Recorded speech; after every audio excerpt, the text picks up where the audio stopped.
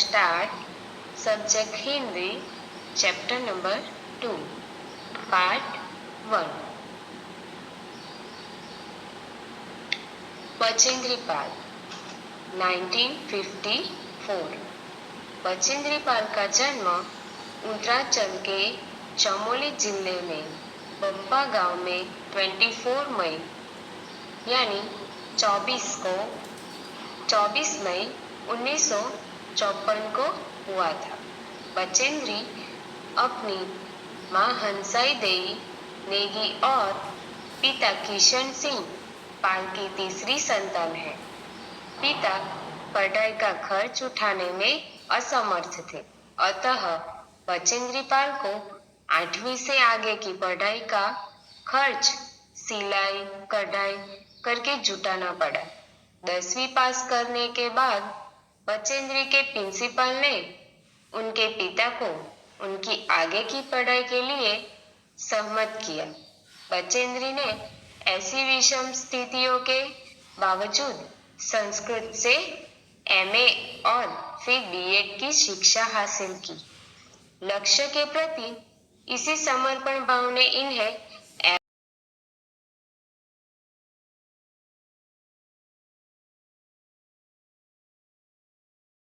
बचेंद्री को पहाड़ों पर चढ़ने का चाव बचपन से ही था। जब इनका बड़ा भाई इन्हें पहाड़ पर चढ़ने से रोकता था और इनसे 6 साल छोटे भाई को पहाड़ पर चढ़ने के लिए उकसाता था, तब बचेंद्री को बहुत बुरा लगता था। वह सोचती थी कि भाई यह क्यों नहीं समझता कि जो काम छोटा भाई कर सकता है वह उसकी वह बहन भी कर सकती है। लोग लड़कियों को इतना कोमल नाजुक क्यों समझते हैं? बहरहाल पहाड़ों पर चढ़ने की उनकी इच्छा बचपन में भी पूरी होती रही। चूंकि इनका परिवार साल के कुछ महीने एक ऊंचाई वाले गांव में बिताता था और कुछ महीने पढ़ाई से नीचे तराई में बसे एक और गांव में।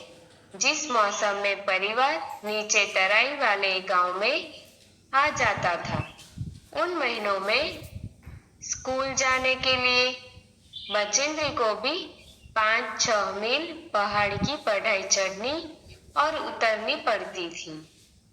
इधर बचेंद्री की पढ़ाई पूरी हुई, उधर इंडियन माउंटेन फाउंडेशन ने एवरेस्ट अभियान पर जाने का साहस रखने वाली महिलाओं की खोज शुरू की।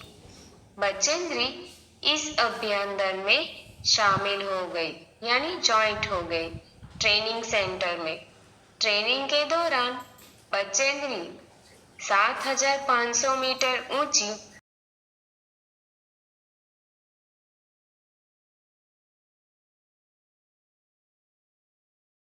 दिन आ ही गया जब उन्होंने एवरेस्ट विजय के लिए प्रयाण किया। Next page.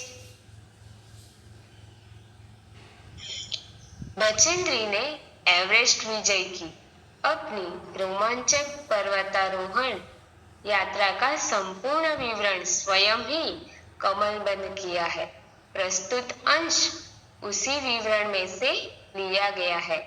यह लोमहर्षक अंश बचेंद्री के उस अंतिम पड़ाव से शिखर तक पहुंचकर तिरंगा लहराने के पल पल का ब्यौरा बयान करता है। इसे पढ़ते हुए ऐसा लगता है मानो पाठक भी उनके कदम से कदम मिलाता हुआ सभी खतरों को खुद झेलता हुआ एवरेस्ट के शिखर पर जा रहा हो। यह है बचेंद्रीपाल, जो उनकी हाल की तस्वीर है। Thank you.